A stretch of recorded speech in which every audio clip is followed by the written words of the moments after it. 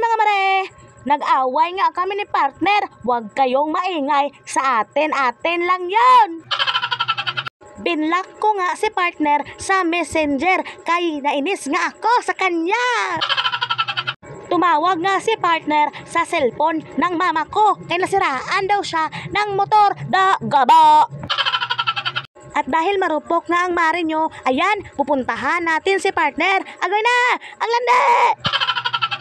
Hindi ko nga matiis si partner, kay mahal na mahal ko nga siya. Ang tanong ba, mahal kaya ako ni partner? Agoy na!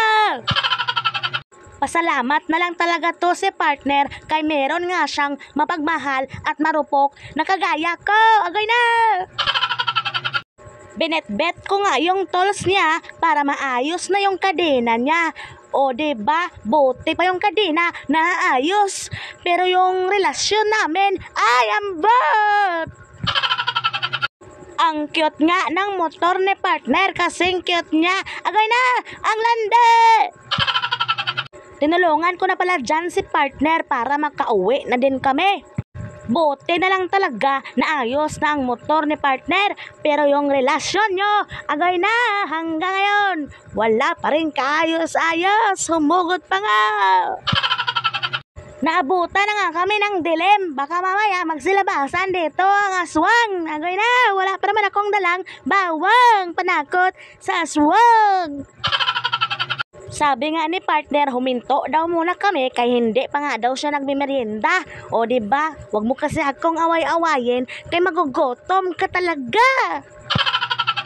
Bumili pala ako ng siomai dyan para nga makapagmerienda na kami. O diba, ang sarap ng kain ko dyan, kaso nga lang, hindi ko naman alam na mainit pala. Da, katakawan kasi. Sabi ko nga kay partner, mainit. Sa una lang yan, mainit ang pagmamahalan nyo. Pero habang tumatagal, nagiging cold na siya sa'yo. Humugot pa nga!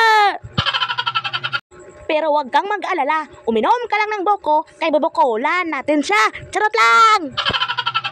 Bibili na lang pala kami ng pritong manok kay gabi na nga. At saka inaalala namin yung mga anak namin. Buti pa nga tong pritong manok, pinipilahan. Balak ko sana magtayo ng negosyo. Kaso nga lang, pera na lang ang kulang. Please don't forget to subscribe and click the notification bell para mas updated ka sa aking mga video. Pakiusap naman po. O siya, mga mare, ate at kuya, thank you for watching!